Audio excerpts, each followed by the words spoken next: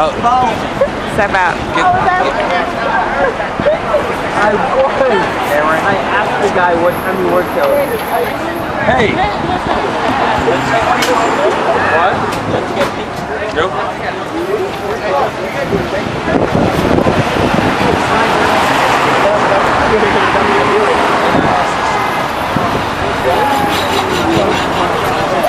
Hey! Hey! Hey, my friend!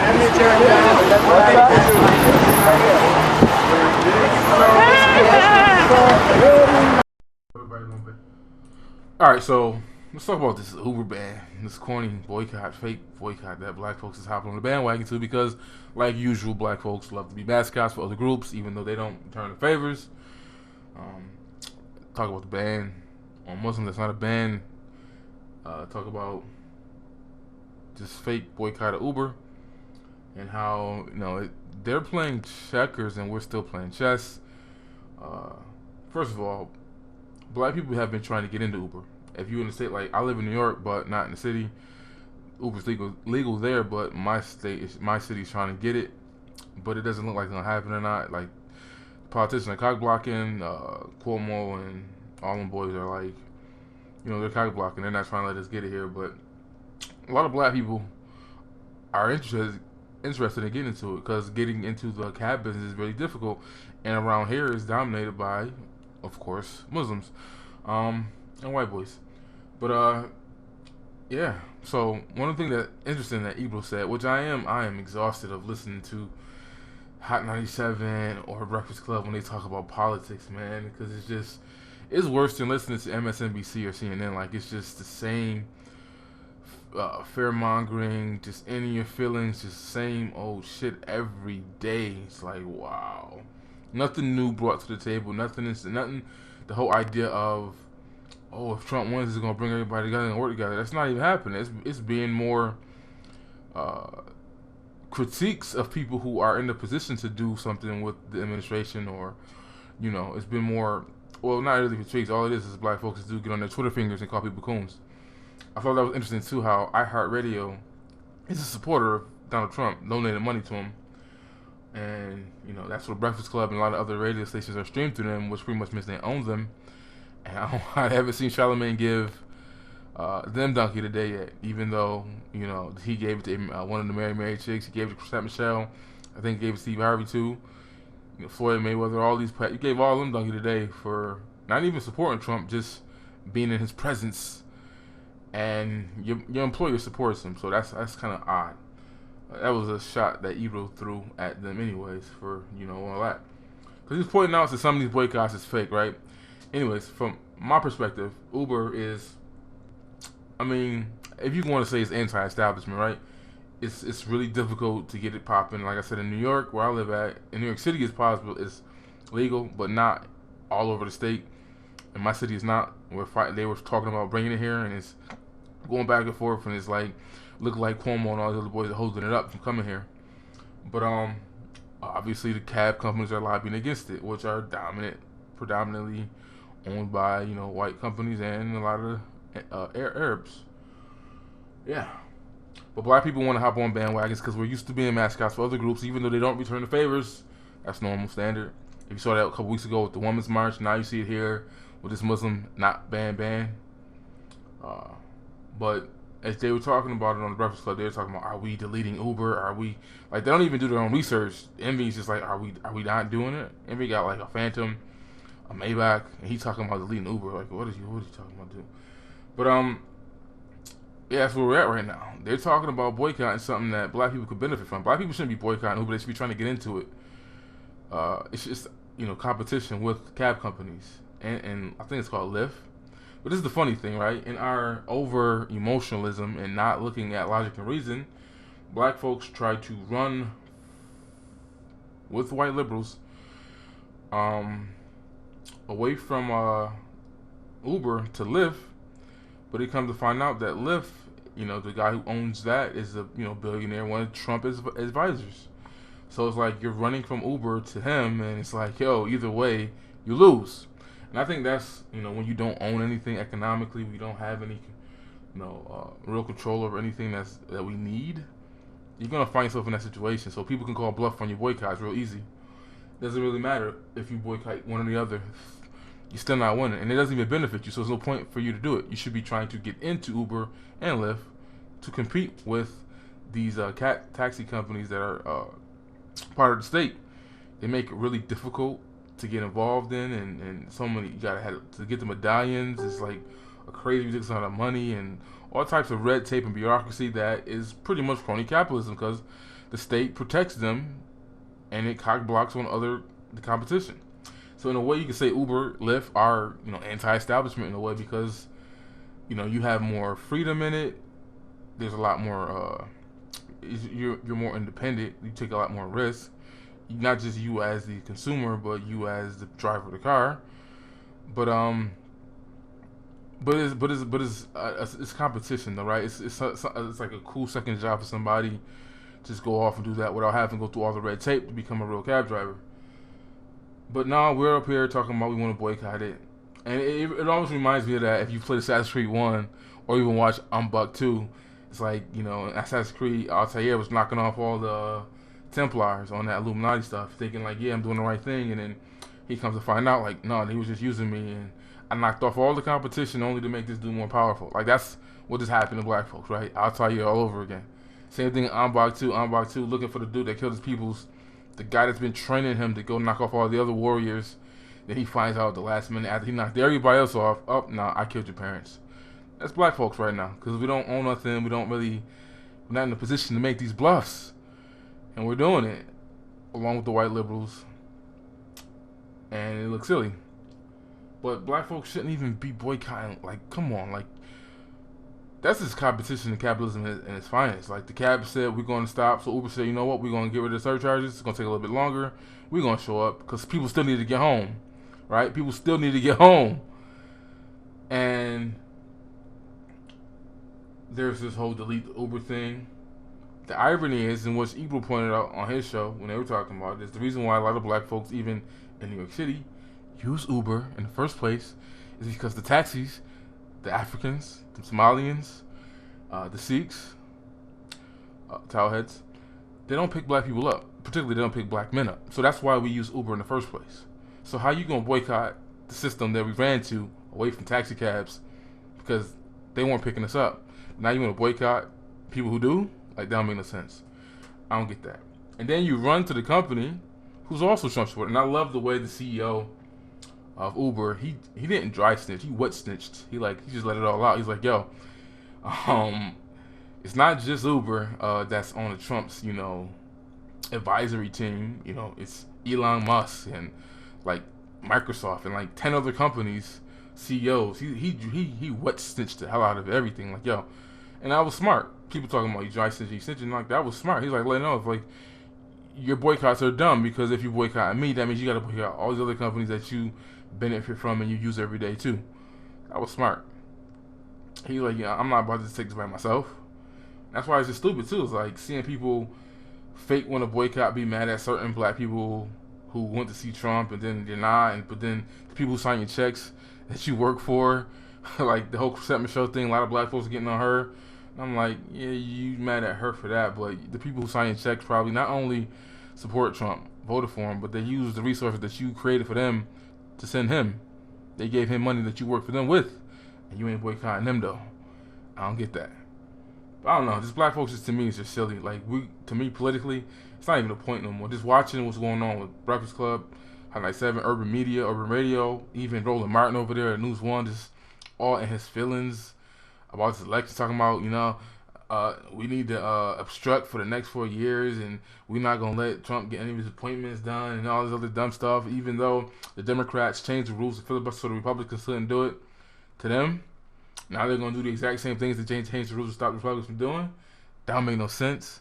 You got Max Maxine Waters and John Lewis talking about, we're not going to work with the president. And I'm like, well, you should be fired then because you are elected to work on behalf of your constituents.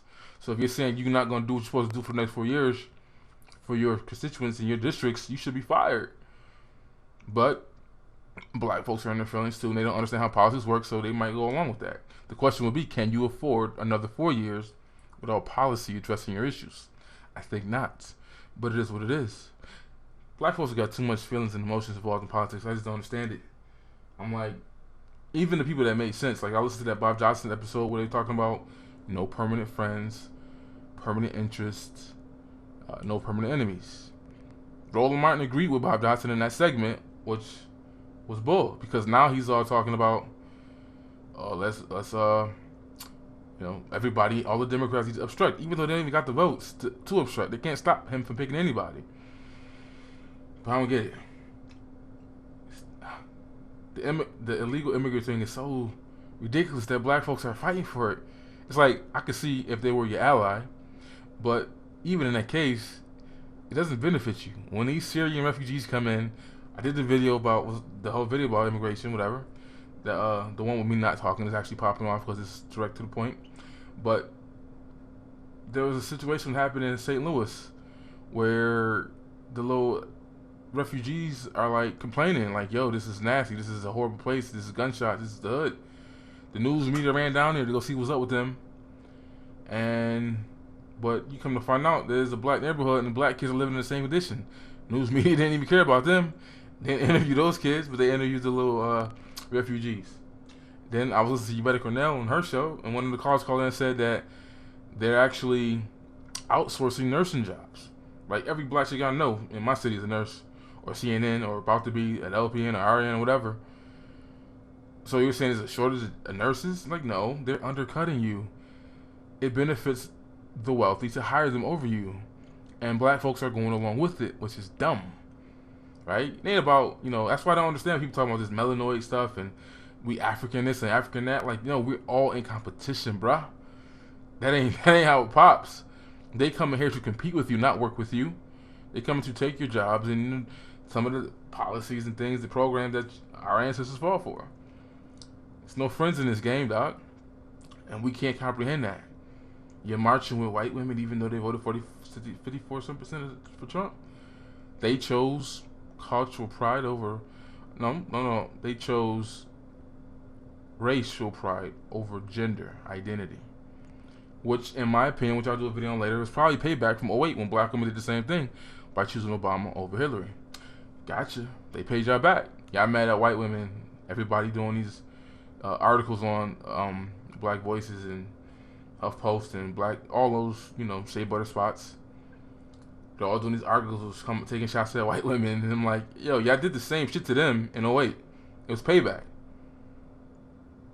Gloria Steinem, you listen to the clip between Gloria Steinem and Melissa Harris Perry, last name Perry, going back and forth, talking about, the racial tension and how white women were in their feelings about, Barack and some of the things that they used to go against him.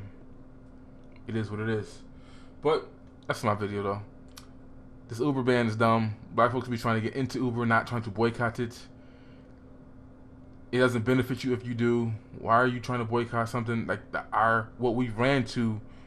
I don't know how. It might be different in other cities, but I know in New York, you're black, you're not getting a cab from a Sikh or even an African. They're gonna pass you by, but you want to boycott them. Make that make sense to me. And then you're boycotting and running to the competition, and he's a Trump supporter too. Come on, man. He's a Trump advisor. Then there's a whole list of these companies all together that are all on that same board, donating money to Trump or working with him. That's why we're not in the present. We bluffing way too much. That's why you gotta get your economic game up first, and then get into politics. But I don't know. We ass backwards. It doesn't make sense to me. I don't get black folks politically. I just don't. Too much emotion, too much feelings, not enough substance. So, what's your name? My name is Mustafa Silla. Mustafa Silla. Yep. It's nice to meet you. I can just go to 25th Street and make a round and come back to B&D. Okay. That's okay? No problem. Thank you. So, Mr. Silla, what we're doing is we're trying to understand, why a lot of African cab drivers or why a lot of cab drivers don't like to pick up black people. Have you ever experienced this? What do you think about it? I see a couple of drivers doing that, but in my case, I don't do it. I'm here to work. I'm just picking up wherever is my way. Right. Yes. Whatever you are, black or white, I don't care. So, Whatever like, you if do it. someone wants to go, if a black person wants to go to Brooklyn, you'll take them. No problem. No problem? No problem. I have my son, and I live in Brooklyn, and no cabs would stop for me. And it was kind of hard, and I was out there waiting for like an hour, like for a cab. An hour? Yeah. And you finally got in a cab, Yeah, right? yeah. Someone finally stopped for me with the baby. When was this? Oh my gosh, it was like early February. All taxi driver will pick up black people, but sometimes we don't pick them up. Because when you pick them, they be nasty to you sometimes. They cuss you out. Yeah, they cause all kind of cause that. And some people, when you pick them, take them all the way to the Bronx or Brooklyn, they jump out of the cab, they go. I think it's very prejudiced and it's very wrong, and I think it goes on a lot. They are selective about who they want to pick up and where they want to pick them up. I mean, Have you ever experienced it? yes, I have. They'll just blow right past you and there's no one in the car, and they're on duty, but they have their own perceptions. So I remember I picked up one black guy from Houston all the way to exit 15. Digging is like almost Yonkers, and the fare was like $40. He didn't pay me, and he ran away. So Wow. yeah, from that, a lot of people drivers saying that it's not safety to pick them up. It's not safety. It goes with a big general problem, which is everybody thinks they're better than everybody else. So that includes all races. And in particular, there's a large African American race here. So they're going to pick on anybody and everyone. Where are you from? Paris. And tell me what it's like in Paris. It doesn't happen in Paris, never. I mean, okay, I guess it happens sometimes, I don't know, I'm not black so I can't tell, but I think it doesn't happen. I have no problem getting a taxi because I wear a sexy hat like this. So if you get one online, you got your taxis anytime. I think I've been pretty blessed. The 3 times that I've been out in this city, it's been really good for me. I haven't had a problem picking up cabs. I actually expected it, maybe because that was from conditioning from what I've seen growing up and whatnot. And where are you from? From London. I don't think the problem has to do with the perception on which is going on that why yellow cab drivers don't pick up black people. It has nothing to do with color. It has nothing to do with the race. In my opinion, every cab driver is different, but most cab drivers have 12 hours to utilize. And sometimes, you're driving around, you're having a bad day. I mean, you saw somebody like an Asian or an African American, you don't want to go to Brooklyn. Maybe some of those cab drivers, they will just pass by.